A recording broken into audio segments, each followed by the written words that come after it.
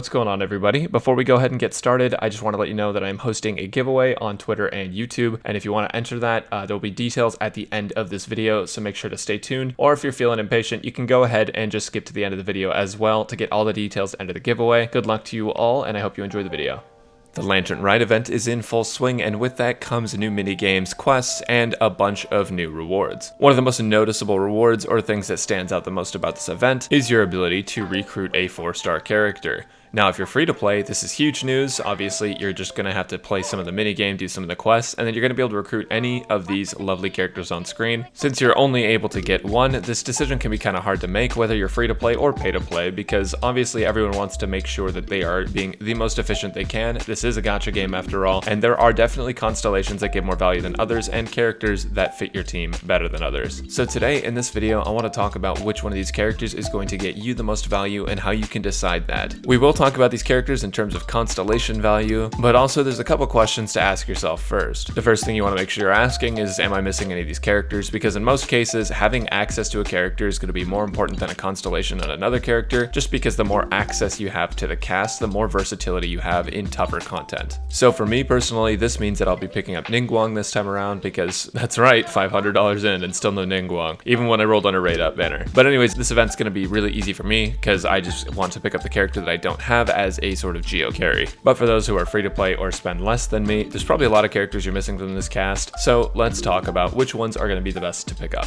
If you're looking to pick up a new character and not get constellations, then I highly advise against Zhongyun. Free to play players have access to Zhongyun just by beating a specific Spiral Abyss challenge that really isn't too hard once you level up your characters. So if I was free to play in this instance, I think I would get less value out of picking up Zhongyun than one of these other characters if I did not have them. That being said, if we look at Zhongyun's constellations, there are definitely some that outshine the other ones. Constellation 1 actually isn't too bad for her. You can decrease pyro resistance by 15% when you use Guoba, so that makes it so you're able to do more damage with your pyro carry if you have one of those. I definitely think this constellation is more worth it if you have someone like either Diluc or if you're running Pyro Zhongyun as a support. Also, Klee works with this very well. If you drop Guoba and you switch to Klee, you do have the pyro resonance in your team, which is already good synergy, but then you lower enemy pyro resistance by 15%. So honestly, this constellation is pretty decent. If you're using Zhongyun as a DPS, Constellation 2 is also incredibly strong and provides a lot more value than a lot of constellations on other characters. Dealing 75% of Zhongyun's attack as AoE pyro damage at the end of a combo string is extremely powerful, especially if you're using Crescent Pike, because with Crescent Pike you're going to end up finishing out your combo anyways, so that's something to keep in mind as well. In my opinion, Constellation 3 and Constellation 5 are just blanket buffs, but we don't necessarily need them. So if you're at Constellation 2 with Zhongyun already, I wouldn't worry about going in and getting Deep Fry. Constellation 4 is really good though. Increasing duration of Pyronado by 40% puts it from 10 seconds to 14 seconds, so basically you are going to have more pyro uptime in general on Zhongyun. And then of course, similarly to the first constellation, if you're using double pyro or if you have a pyro carry, Constellation 6 is going to get a lot more value out of Zhongyun, but keep in mind these constellations are mostly conditional. If you're not running a pyro carry or Zhongyun as a pyro carry, then these will get less marginal value. So just going down the list here, Zhongyun is the next character that is up for grabs, and she's an awesome physical DPS or shield support depending on how you decide to build her. She can also be a pretty decent burst DPS if you build her as physical damage with Noblesse set, and she also allows her pyro resonance, so that complements a lot of characters. While I don't necessarily think she's the strongest character without constellations, I do think that she does have a lot of utility to provide your team, and specifically if you don't have access to someone like Bennett, I think she makes a great secondary pyro character to use in your team if you're trying to get the extra 25% attack bonus. She's also just kind of nice because having that pyro shield means that you're not burning yourself when you're using a pyro character in the overworld, and I've died to that too many times. So in terms of constellation value, if you already have access to Zhongyun, her constellations are going to do a lot more for her kit than they will for other characters, specifically because I think Zhongyun is one of those characters that constellations are kind of a necessity on if you want to access her full power. So Zhongyun's first constellation makes it so that when you get a crit hit, your attack speed increases by 12% for 5 seconds, and this is pretty valuable. You'll notice this if you're doing charged attack specifically, you'll spin a little bit faster, and it's a pretty decent change. But ultimately this constellation doesn't really do a ton for her character, it just buffs your DPS by a little bit. Constellation 2 though is super important because it makes it so that your crit rate on physical damage when you use her Q is increased by 100%. So specifically when you use her Q will always crit 100% of the time, and it'll form a shield at shield level 3 when cast. So this makes it so you're getting the most value out of your Q every single time. You don't even have to have enemies around you. When you cast your Q, you're gonna always get the pyro shield buff and you're always gonna crit. This is is a massive buff for her in all situations because one of her biggest kit problems is that you have to have multiple enemies near you, which makes her not ideal for bossing or killing single target high level abyss content. At Constellation 4, she gets an ability that decreases enemy physical resistance by 15% for 12 seconds when you cast her E ability, and a lot of people advocate this is a super strong ability for her, and it is if you use her as a physical carry, but I do think this gets more value if you run a stronger physical carry like Razor. Razor is extremely selfish and does a ton of physical damage. I think that Sweeping Fervor, giving that 15% less physical resistance, is going to be bigger and better for characters who already do more physical damage. My problem with Constellation 6 is that it's kind of a worse Noelle clone. It decreases the stamina consumption of Zhongyun's charged attack by 30%, so that means you can spin longer, and her charged attacks gain an attack bonus equal to 50% of her defense. So it seems pretty strong on paper. If you build her defense, then she gets a little bit of buffed attack and her shield gets stronger, so you get extra value out of her shield and building her defense, which is why I run White Blind on her, because she's not a DPS for me. She's kind of just a shield bot that can also spin and destroy shields. But when compared to Noelle, Noelle just does it a little bit better since she gets the 50% at all times when her Q is up. This Constellation is really good, but for going all the way to 6, I don't know that it's necessarily worth it, but it really depends on how you play her. Now, if you had to ask which one of these is my favorite, I would say C2 is probably the strongest of the constellations in my opinion, and it getting C2 would be more important than I think getting C1. So if you're at C0 Zhongyun, I wouldn't actually get this extra constellation, but if you're at C1, I would get the extra constellation, putting you at Constellation 2, because then she gets a lot more value. Now, oh man, the next character is one of my favorites by far. Beidou is a crazy physical and electro DPS that does just a ton of damage with a super fun kit to play around with. I personally use her as an electro support because she acts similarly to Xingqiu in that she can constantly put out electro damage while she's not on the field, and I think that's super valuable if you're using a hydro carry. But the main reason I'm able to do this is actually because of her constellations, which are all really strong. So Beidou's Constellation 1 is incredible, and I highly recommend getting this if you have access to it. When Stormbreaker is used, it creates a shield that absorbs up to 16% of Beidou's max HP for 15 seconds, and it absorbs electro damage 250% more effectively. The reason this is super good is because it enables you to use Bolide in conjunction with Beidou's Q. For those of you who don't know, Bolide is a set that gives a 40% damage bonus to normal and charged attacks when the user has a shield up, so that means in shield comps you are able to get access to the highest multiplier on artifacts in the game, as far as normal and charged attacks go, that is. The shield is weak, but so long as you don't get hit, it doesn't really become a problem, so just kite around the room, hit lots of enemies, etc. Her Constellation 2 is extremely strong as well. For those of you who don't know what her Q does, Beidou's Stormbreaker actually makes it so that when you are auto-attacking with a character, Beidou does additional electro damage on top of your auto attacks. It kind of acts similarly to Razor's Stand, but it does a lot more damage than Razor's Stand. So at Constellation 2, whenever these arc lightning hits hit enemies, they actually jump to 2 additional targets that are nearby, which makes it extremely strong. Following that, Constellation 4 is also insane. Within 10 seconds of taking damage, Beidou's normal attacks gain 20% additional electro damage. And at Constellation number 6, during the duration of Stormbreaker, the electro resistance of surrounding enemies is decreased by 15%, which means you're going to do more electro damage during Q. If you asked which one my favorite was, it's probably between Constellation 1 and 2, but honestly, they're all super strong. I think that if you are at any constellation level of Beidou, that the next constellation up is going to be a massive upgrade for you. Of all the characters we're looking at today, she definitely provides some of the most value. The next character on the list we're looking down is Ningguang, and Ningguang is really crazy strong, especially at C1. Ningguang's kit as is just puts out a lot of damage in general, but at C1, when a normal attack hits, it deals AoE damage, which just makes it so that you're doing so much more spam, so much more burst. If you have Animo MC, Venti, or Sucrose built, you have so much access to grouping enemies, and by grouping enemies and auto-attacking with C1, you're gonna do a ton of AoE damage. I'm not saying that the rest of Ningguang's constellations are negligible, because they're all definitely good, but looking at C1, that is going to be the easiest one to get and probably the most bang for your buck. If you're just gonna go ahead and pick up an extra character for a constellation, I would definitely look at Ningguang C1. If you have her at C5, getting C6 is definitely valuable as well, because you just get access to instant Star Jades, and Star Jades are more burst damage. I will say though that the middle 4 constellations, constellations 2 through 5, do get significantly less value. So if you have her at C1, but you're not close to C6, I wouldn't bother getting the extra copy of Ningguang. Okay, so some of you may have heard the legend of Xingqiu and how he's just an amazing 4-star character, and he absolutely is. His Q Rain Cutter functions similarly to Beidou's Q in that it makes it so when you're using auto attacks, you're also hitting the enemy for hydro damage due to Xingqiu's water swords. So this pairs extremely well with both Vaporize comps, Freeze comps, and Electro comps. I think Electro is a little bit weaker just because you don't get the insane vaporize multiplier or the permafrost, but I will say that it does get a ton of value when you're using characters that attack fast, like Kuching, who uses electro damage, and you'll just be able to hit enemy for constant electro charge. Fischl is really good with this as well, just due to Oz, but most of his value is going to come from freeze and vaporize.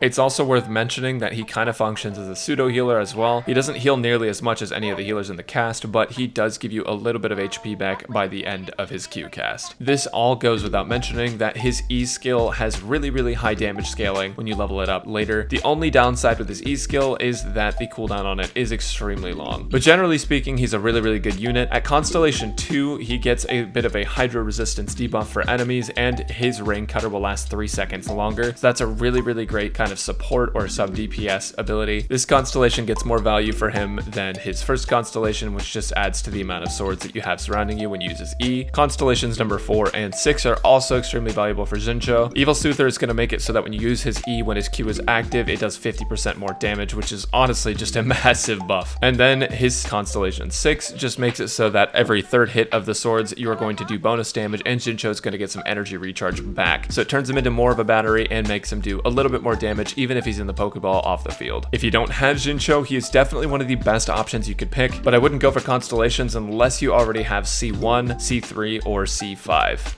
So the final character we're looking at is Zhongyun, and he's an incredibly special case. This character has been talked about as a cryo support for an extremely long time, and some people advocate for him as a main DPS, but I think where he really shines is a mix of support and burst DPS. His Q damage scaling is extremely high. When he uses it, he's actually able to quadruple melt, which will greatly multiply his damage, so that makes him a great burst DPS. And then, as most of you probably know, his E skill turns all of your physical damage into cryo damage. What's nice about Zhongyun's constellations is that they allow him to actually become more of a main DPS than a sub or burst DPS, and you can see that in his Constellation 1. It makes it so that when you finish his attack combo, he releases 3 Ice Blades that are each going to do 50% of his attack as cryo damage, and then if you have a cryo damage goblet on, obviously you can imagine that multiplies a little bit stronger, so that's a pretty decent constellation if you want to build him as a main DPS, but if you're keeping him in the support slot, it's not really necessary. Constellation 6 is also really strong. It's not necessarily for main DPS Zhongyun as much as it is for a kind of burst playstyle, but it makes it so that his Q deals 15% more damage to opponents who have a lower percentage of their HP left than him. So if you can keep him topped off most of the fight, he's going to do extra damage, and the skill will also use an extra hit, which is very powerful. As for Constellations 2 and 4, they're kind of just quality of life changes. Constellation 2 is going to give you a 15% less cooldown when you use an ability inside of his E field, but I don't necessarily think that's the strongest thing unless you're using someone like Xinqiu, who has like a 20-second cooldown on his E, and Constellation 4 just makes him more of a battery.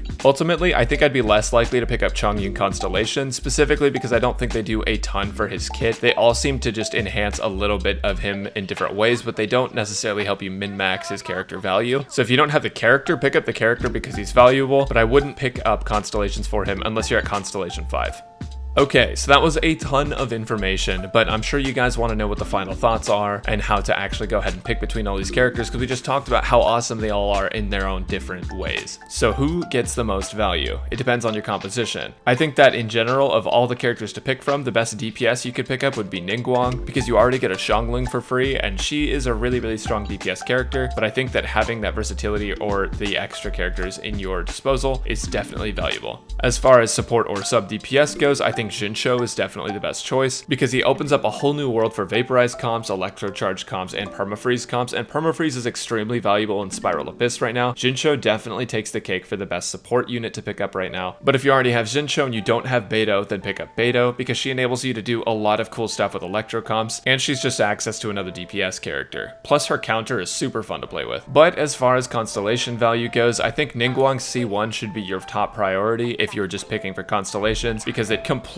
changes her ability to do damage. Following that, I think the best constellation value you get per character would probably be Beidou, Xiangling, Xinqiu, Xinyan, then Ningguang and Zhongyun. Ningguang and Zhongyun are kind of hard to choose between because they have a lot of constellations that aren't necessary to be good, but can also just enhance their gameplay. But as I stated at the start of the video, if you're missing any of these characters, or if you're just missing one specific character, I would just pick up that character so that way you have access to them in Spiral Abyss. As far as melt comps go, I would definitely consider Xiangling for them. I would not use Xinyan for for a melt comp. And then as a reverse melt comp, you could also run Zhongyun. Zhongyun is great for reverse melt, specifically because of his Q. But again, if you get access to his Constellation 1, he can become a pretty decent main DPS as well. But yeah, that about sums it up for my thoughts on this. As mentioned at the start of the video, there is a giveaway going on. So in this giveaway, we're giving away 10 Welkin Moons and a $50 Primo Gem package to 11 lucky winners. So 10 people will win a Welkin Moon, and someone's going to win the $50 Primo Gem package right in time for the third banner. There are two ways to enter this giveaway. The first one is going to be on Twitter, and the second one's going to be on YouTube. I'm going to pick 5 winners from both of them. On the last day, I'm going to go ahead and flip a coin to decide which pool we're going to draw from for the $50 prize. And all of the winners will be selected on stream on the day that the new banner drops. To enter this giveaway on YouTube, all you have to do is comment some sort of sentence with the word "who" in it. Be creative, be fun, tell a joke, do whatever you want to do as long as it includes the word